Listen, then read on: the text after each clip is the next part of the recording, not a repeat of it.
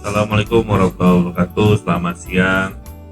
Hari ini podcast kita berjudul dengan nyeri tulang belakang, dengan mendatangkan narasumber kita yang sudah dikenal lah di Kota Medan, Dr. Bedah Saraf, yaitu Dr. Muhammad Denny Nasution, spesialis bedah saraf konsultan spine. Mereka merupakan memang khusus di tulang belakang ya, dokter ya. Yang sekali lagi memang dia sudah sekolah dari Korea, dari luar negeri, dan sudah fellow di Korea ya. Selamat datang dokter. Ya, terima kasih Terima Rahman. Terima kasih tetap setia datang ke podcast kami ini. Baik, para pemirsa, pada hari ini kita akan membawakan nyeri tulang belakang, penyakit yang sangat sering ya. Saya sering datang dengan keluhan sakit tulang belakang pas ngangkat barang salah pun nyeri tulang belakang. Nah, kita panggil ahlinya, kita akan tanya apa sih masalahnya. Nah dok, supaya kita mau tahu sih dok, sebenarnya nih apa sih penyebab seringnya nyeri tulang belakang ini dok? Ya, jadi nyeri tulang belakang ini ya kalau kan back pain, neck pain ya sering terjadi pada manusia ya kan, masyarakat. Nah, ini berkenaan juga dengan faktor U, umur. Oh, ya siap faktor U. Ya, jadi tapi nggak menutup kemungkinan orang-orang muda juga bisa mengalami nyeri tulang belakang. Bisa juga pada anak-anak juga bisa mengalami nyeri tulang belakang. Cuman yang tersering ya orang-orang yang sudah tua ya. Di mana kita ketahui tulang belakang ini kan komponen belakang tubuh manusia ini ya, ada tulang, ada persendian juga ya, dan juga ada otot. Di mana bentuknya itu ya harus tegak ya kan, harus tegak. Tapi zaman sekarang ini ya kita situasi kerja atau situasi kebiasaan sehingga postur tubuh itu terganggu ya, misalnya banyak duduk ya di kantor, banyak duduk atau membaca handphone gitu kan, handphone dengan menundukkan kepala, itu menyebabkan nyeri tulang belakang ya, dan banyak juga penyebab lainnya ya. Jadi artinya pada saat kita kerja ketik itu pun juga salah itu ya.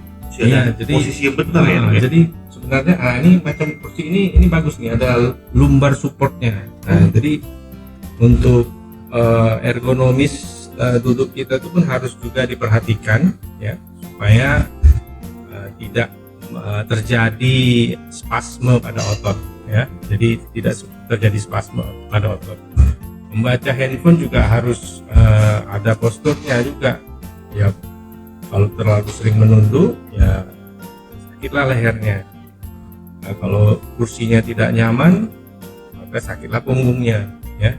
Dan banyak lagi, mungkin salah pemanasan saat mau olahraga gym, salah pemanasan, mengangkat sesuatu yang berat salah, atau terlalu berat juga bisa berakibat kepada nyeri tulang belakang. Jadi memang ada ilmunya ya dok ya.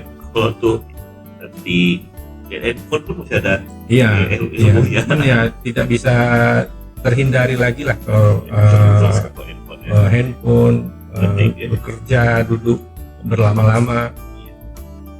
Ini sulit juga dok ya.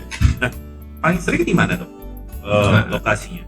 Lokasi biasanya ya itu, karena ada tulang belakang tadi kalau dibagi ada bagian leher, bagian dada sama bagian punggung ya. Bagian dada itu biasanya dia tidak banyak bergerak ya. Yang banyak bergerak itu bagian leher sama bagian punggung. Sehingga karena banyak pergerakan, banyak postur yang salah ya, itu menyebabkan spasme pada otot ya. Jadi nyeri tulang belakang ini nggak semata-mata tulang saja ya. Sebenarnya sih lebih tepat lagi istilahnya itu back pain atau neck pain kan, nyeri punggung atau nyeri leher gitu kan. Tidak hanya tulang saja ya, nyeri punggung dan nyeri leher. Nah, di mana di situ ditopang oleh batang tubuh manusia itu ditopang oleh tulang ya, dan dibantu juga oleh otot-otot. Jadi bisa dari otot yang spasme, bisa juga dari tulang, bisa juga dari persendian antara ruas-ruas tulang belakang itu ya, bisa juga sarafnya. Itu yang faktor-faktor yang bisa menyebabkan nyeri pada leher dan punggung.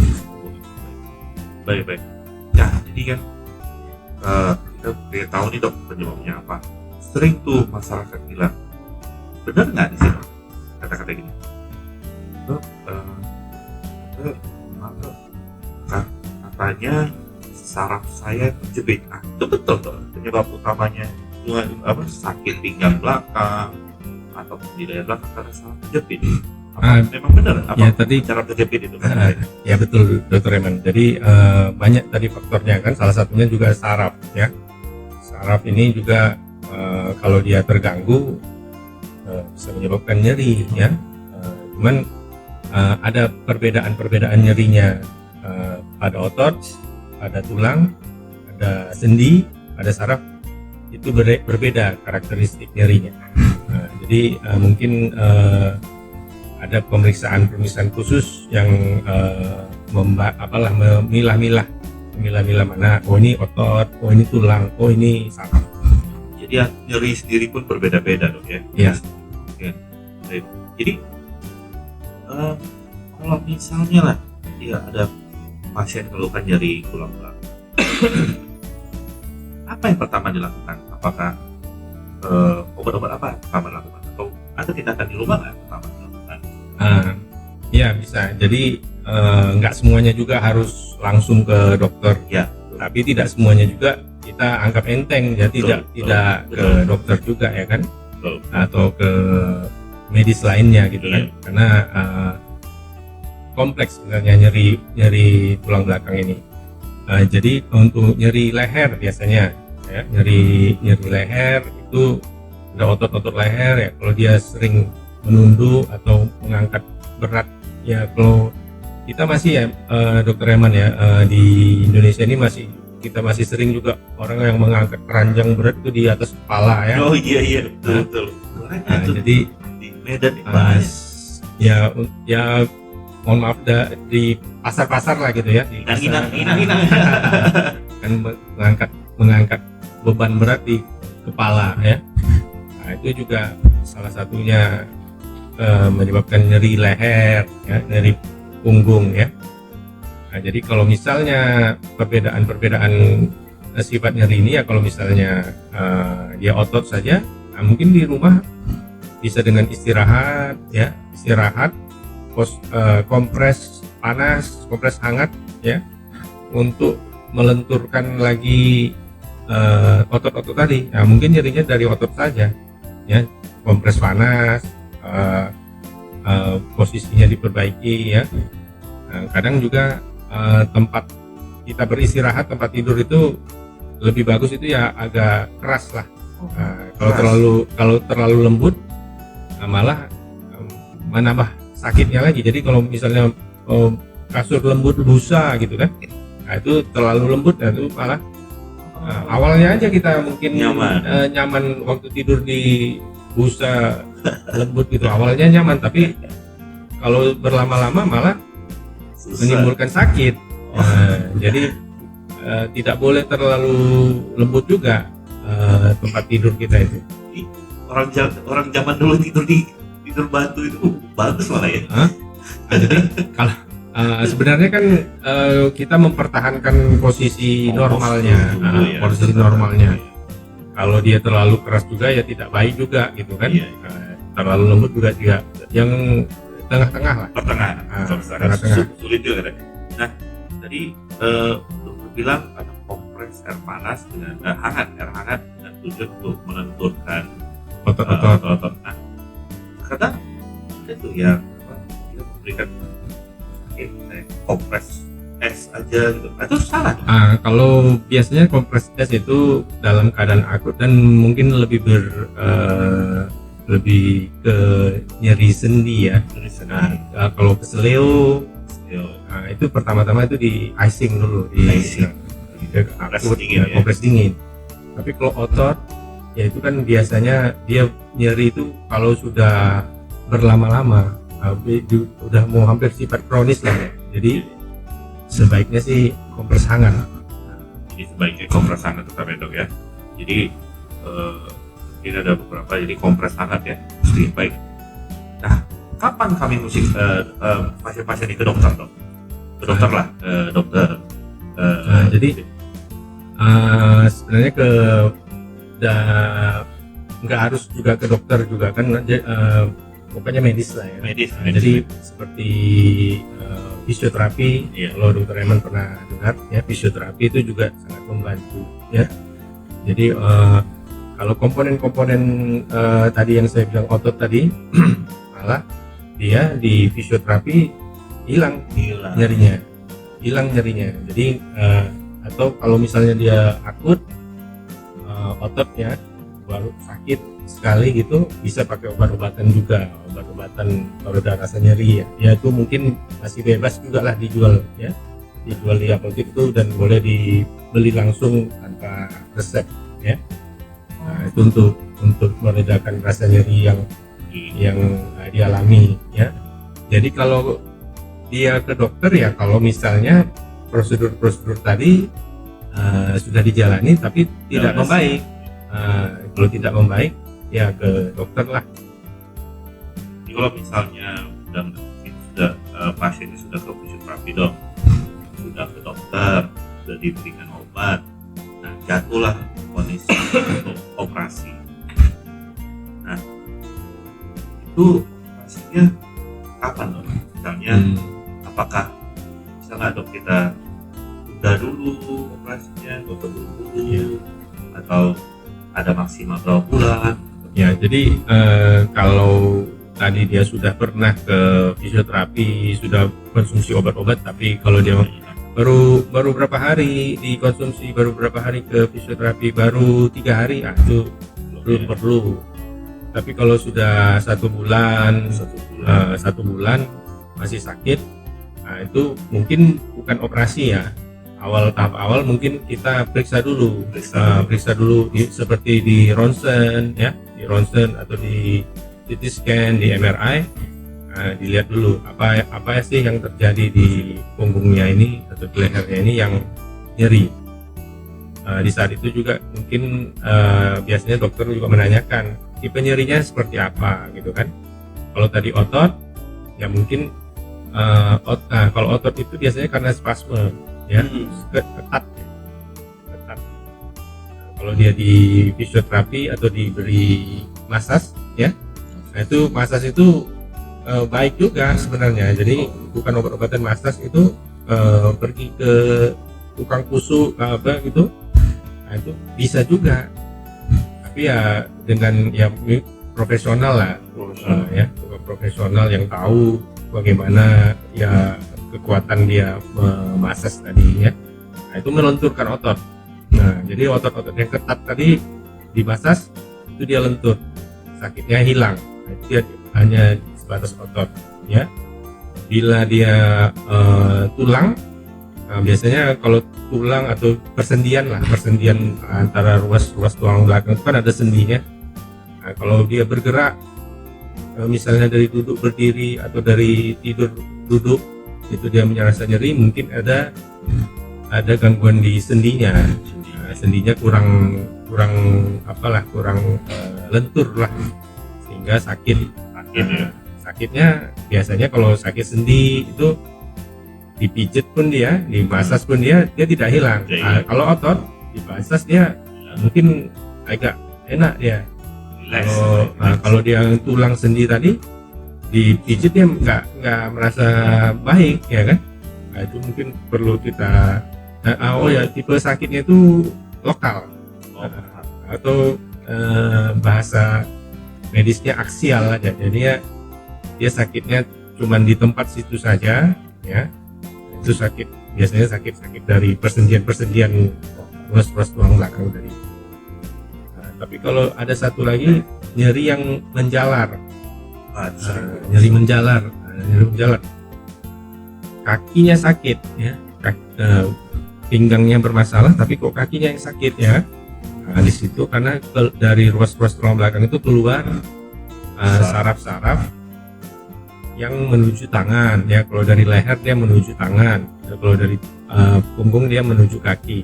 Nah, jadi masalahnya di punggung, masalahnya di leher, tangannya yang sakit, kakinya yang sakit. Nah, itu karena terjadinya penjepitan atau iritasi dari saraf ya. Nah, selanjutnya setelah dilakukan pemeriksaan misalnya ronsen ya, di foto ada gangguan di saraf, bisa dari penjepitan. Nah, itu bisa dilakukan prosedur ya, penanganan. Kita belum operasi dulu nih, belum operasi dulu.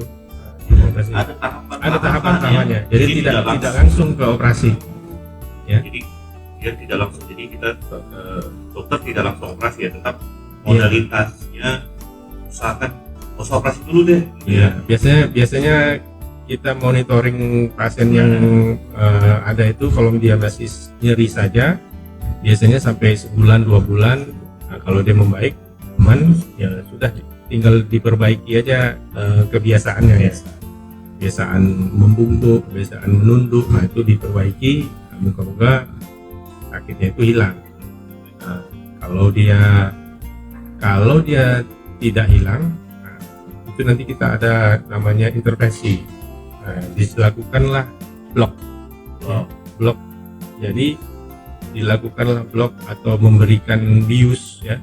Kata awalnya dibius, disuntik, dimasukkan obat ya ke tempat yang nyeri tadi, sehingga yang nyeri tadi atau yang radang tadi hilang. Jadi hilanglah rasa nyerinya. Terus itu sementara? Iya, sementara. Itu hanya sementara. Sementara. Jadi untuk yang nyeri sekali gitu kan, kita berikan suntik, kita berikan dia hilang sementara. Sembari dia menunggu masih jalan obat itu, ya dia perbaiki lah, dia latihan, dia berenang, dia berenang itu manfaat bagus, ya, bagus untuk memperkuat otot-otot di tulang belakang ini. Berenang itu bagus ya. Berenang tuh pemirsa harus berenang, kita mesti bisa berenang. Ya, mesti bisa berenang lah ya, untuk menguatkan otot-otot tadi.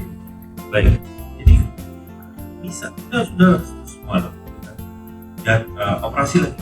Nah, operasi gimana? Nah, kalau sudah terjadi perpanjangan rasa nyeri atau malah sudah timbul kelemahan saraf ya. Kelemahan saraf itu bisa dua lah gejalanya itu. Kebas, ya kesemutan.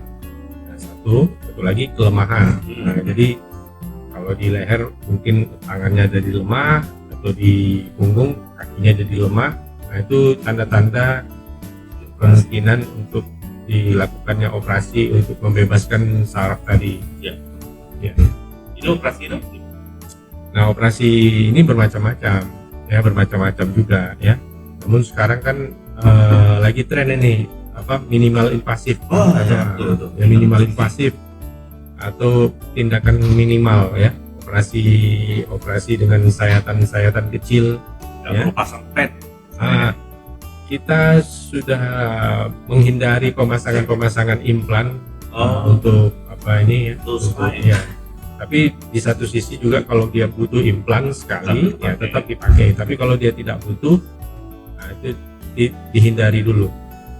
Jadi dengan menggunakan metode minimal invasif atau invasi yang minimal ya, yang sayatan-sayatan kecil tadi, itu bisa kita lakukan pengangkatan jepitan tadi. Nah, jepitan tadi diangkat hingga sarafnya tidak merasa sakit. Lukanya kecil ya? Lukanya kecil ya, paling di bawah 1 senti gitu ya. Nggak pasang pen, Nggak pasang pen, luka kecil ya. luka kecil, Berapa hari bisa pulang dok? Setelah misalnya perawatan di rumah sakit pun juga sangat cepat. Ya bisa 1 hari saja, Oke.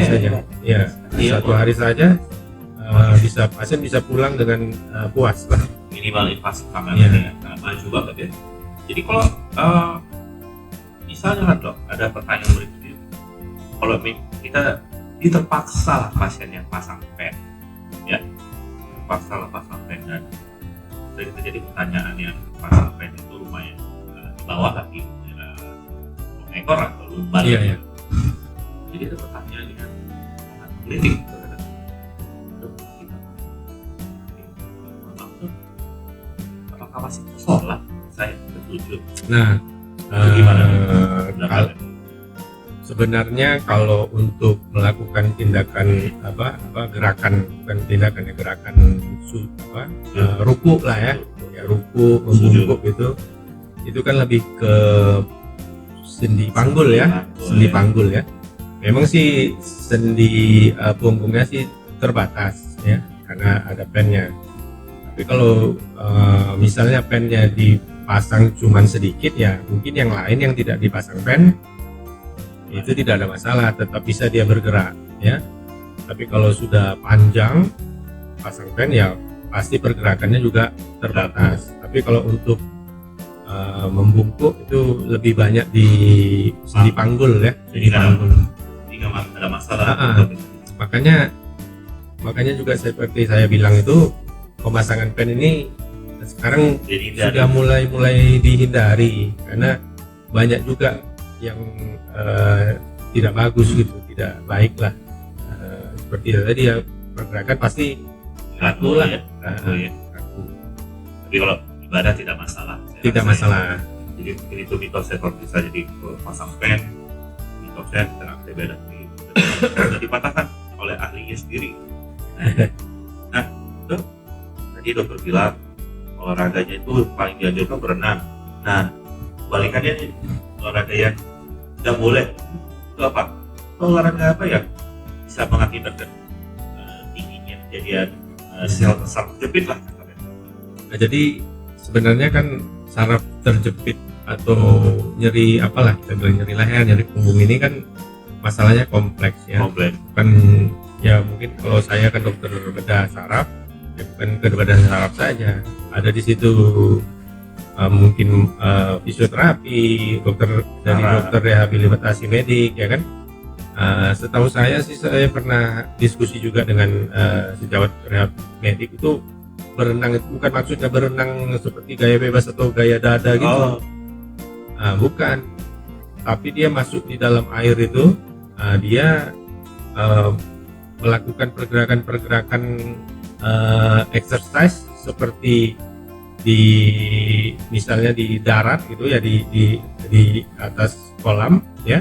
Nah, tapi ini aplikasinya di dalam air. Nah, jadi bukan gaya bebas berenang dari ini 50 meter ukuran olimpiade, bukan. Nah, itu dia masuk saja ke dalam air, dia melakukan gerakan jalan ke samping, jalan ke depan, jalan ke belakang di dalam kolam.